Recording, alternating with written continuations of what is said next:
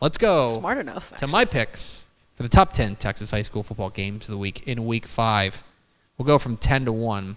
Starting with number 10, Sinton at Corpus Christi Miller. Sinton at Corpus Christi Miller. This game, a huge game down there on the coastal bend.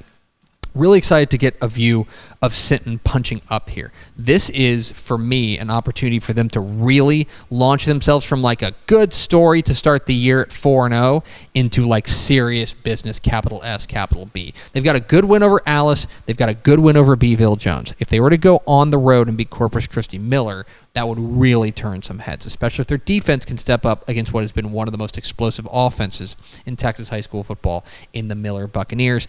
Miller had that loss a couple weeks ago to DeSoto, but I don't know, it's DeSoto. Besides that, they have been absolutely spectacular, and I love the quarterback play that they get. This team, I think, has been excellent offensively. They've got so many different weapons on the outside, and I think Trevor Long, their quarterback, has been rock solid for them. Keep an eye on Corey Holmes, their big wide receiver. Can Sinton put wraps on them? Number 10, Sinton and Corpus Christi Miller. Number 9, Kilgore and Longview Pine Tree. This game going on out east, and this is a real show-me game, I think, for Pine Tree.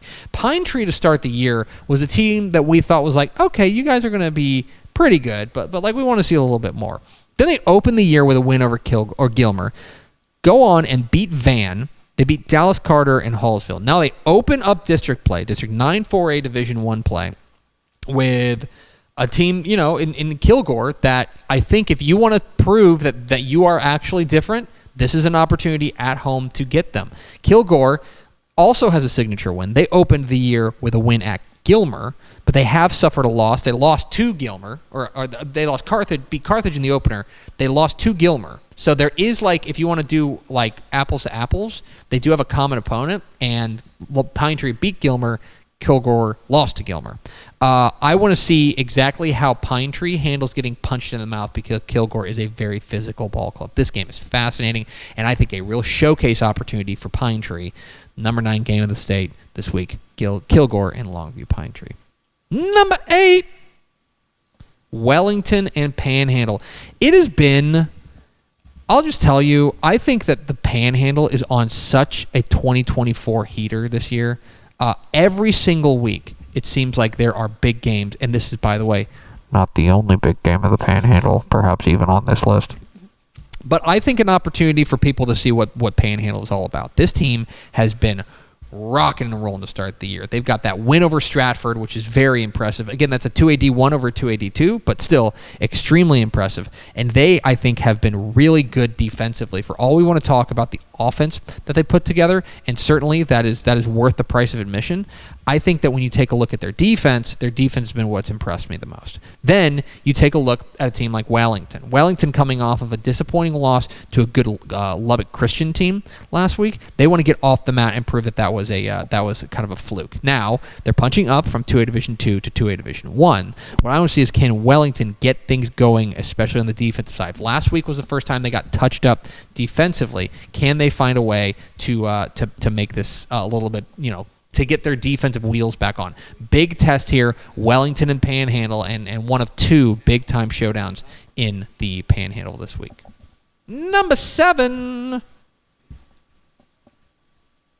Sheldon C.E. King and Humble Atascocita. All right, so let's just get into it. Let's just do the thing, okay? District 23 6A play starts this week, and it starts with a bang. North Shore plays an undefeated Humble team, but Atascocita, right out of the chute, is playing a team that I think has eyes on knocking them off and proving that they belong in that same category as the other big 3 in that district, which are, of course, North Shore, Summer Creek, and Atascocita. For C.E. King, kind of flown under the radar a little bit, but the Panthers have been very solid. 2-1 to start the year. They have a Week 1 loss to Spring Westfield, but then they follow that up with a really nice win against Dickinson. They're both coming off an open date here. The biggest question for me is, can the C.E. King offense find enough juice to match up with Atascocita with the weaponry that they're going to bring in there with Torrey Mack and Carday Mack and Torrey Blaylock? I just transposed their running back and quarterbacks first and last last names. That's fun. That's my question. CE King, I think their defense has an opportunity to hold them in it because I think their defense has been very good, but they will need the offense to play its best game yet up against this Atascocita ball club that is brimming with confidence. Fascinating with this one, District 23 6A opener between CE King and Atascocita. Number 6, Canadian and Sunray. Hey, remember when I said that there was another game in the Panhandle I was super excited about? Big game in the Panhandle. This game. I said that kind of weird. This game rocks. So Canadian is coming off of a... Did you see what Canadian did last week, Vienna? I did not. They played Muleshoe, and they beat them 74-67. They went crazy town banana pants in that game. Offensively, it's just absolutely spectacular. And for all the opportunity we talked about, their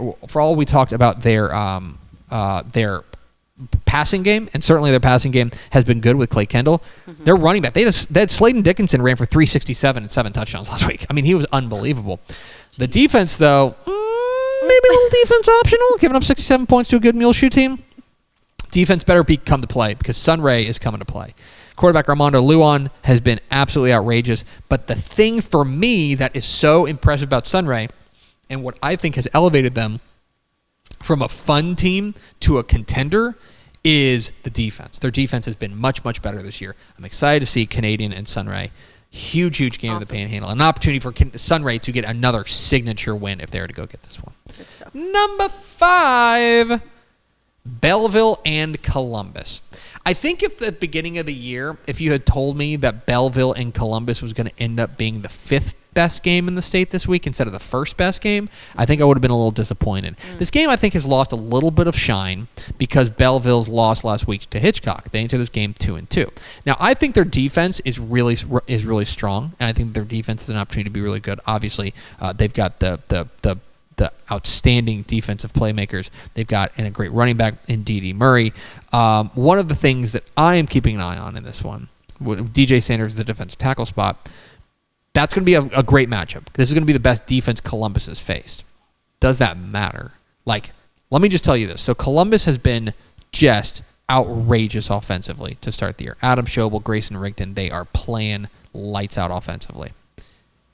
If Columbus goes out there and they body bag Belleville's defense, we need to start setting some alarms. This is going to be big time doing because this defense for Belleville I still think is very good. And their running game with D.D. Murray, I think, is going to keep them kind of slow down the pace of the game. I don't know if Belleville can score enough to keep up with Columbus. That's my question in this one. But fascinating game there, Columbus and Belleville. Number 4, Stephenville and Waco La Vega. A game that I think might be flying under the radar a little bit somehow, even though this is the number 1 team in 4A Division 1. But Stephenville and La Vega, I think, is box office stuff. La Vega has 2 losses on the year, and maybe that's part of the problem, is that I think people forgot about them. But this La Vega team, I think, is really serious business. I mean, you look at their 2 losses, right? They lose to Salina, who's the number 3 team in 4A Division 1, and then they lose by 7 to a 3-1 West Orange Shark team in a neutral site. They also have a win over Kennedale, and they just got done launching Brownwood into the sun. This La Vega team, I think, is very strong, rounding into form, and especially their offense has got the juice this year. Jeez. Stephenville has looked every bit the part of the number 1 team in the state in 4A Division 1. They've got the win over Midlothian Heritage. They've got the win over Godley, which I think has aged really well. Last week they went and they made short work of Abilene Wiley. But I do think that this is arguably their toughest test to date. It's at least their most unique test because I think La Vega is going to punch them in the mouth in a way that some of these other teams maybe have not been able to. The physical style of ball game that La Vega will play will be really interesting. It's a great test, great game there in Belmead. Excited to see what happens there. Number 4, Stephenville and La Vega.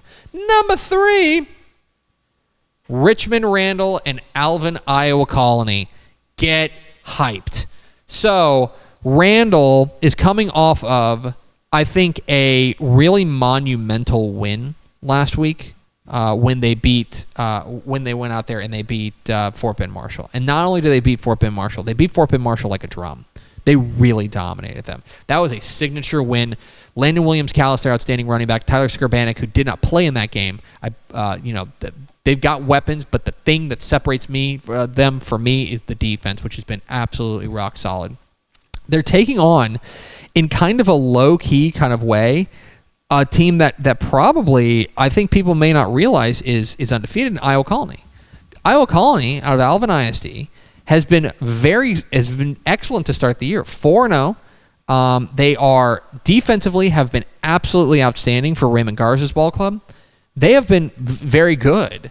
I think it's because these are two teams that because they're so young they don't have that brand name quite yet. But Iowa Colony's been great. I will say this. This is, in my mind, the toughest test for Iowa Colony by a factor of about 10. This is the toughest team they've played. Hard stop. And they will need to put their working boots on in this one if they're going to come out with a win. For Randall, if they get this win here, they would have wins over Fort Bend Marshall, and they'd have wins over Iowa Colony, and you can see the district title from there. From there, you can really start to feel good about District 9-5A Division 2, and in my opinion, being the team to beat in Region 3 of 5A Division 2. Big game. I believe that's tonight. Richmond Randall. Number 2. Smithson Valley and San Antonio Piper. We're talking about this a lot on the picks, as VNA knows. You have to listen to my voice talk about it. Oh, yes. But, so this game is huge. A real possible changing of the guard here in Comal ISD, an opportunity for Piper to go out there and prove that they're the new team to beat in Comal ISD. For Smithson Valley, an opportunity to go out there and say that the way we do things, like new boss, same as the old boss, right? We're just out here doing our business. Running the ball with Brad Sowersby, playing great defense. Piper wants to play this new school brand of football where they're going to get out and throw the ball and be outstanding offensively. Their offense has been electrifying to start the year. Caden Keith, their dual threat quarterbacks, have been great. They got a wide receiver named Isaiah Champagne, which just rocks. This game is going to be fascinating in a lot of different ways, and I think you could talk me into the winner of this game being the favorite in 5A Division 1 Region 4. I think that District 13 is very clearly the power nexus in Region 4, and if Piper whoever gets this win, I think it's got to be considered the favorite to win the district and therefore the favorite to win the region. But it's not the number one game in the state. The number one game in the state, Frisco, Panther Creek, and Salina. We talk about this on the picks too. I don't want to spoil it, but this is a revenge game for Salina, it was the heist of the century last year when Panther Creek, in the final minute of the final game of the regular season, took the district championship from them in the biggest win in program history for Panther Creek. This is also an opportunity for Panther Creek to prove it wasn't a fluke. Graylin Fry, their quarterback, has been excellent. They've got dudes all over the field on the outside. It's a big test for Salina's 10-1 defense, which plays an ultra-aggressive style. It is a big test for this Panther Creek defense, which I think has not seen the kind of running game that they're going to get from guys like Harrison Williams and that big offensive line. And the X factor in this one is the fact that Salina can throw the ball. Salina can throw the ball with Bo Bentley. Can he make a couple of big boy throws to push them over the top? Number 3 versus number 2 in 4A Division 1. I think depending on what Stephenville does with La Vega this week, I think there's a real argument to be made. The winner of this game should be the number 1 team in the state on Monday. It's a huge game at the Star in Frisco, Panther Creek, and Salina. There it is, my top 10 Texas high school football games of the week. If you disagree, it's at VNA on Twitter.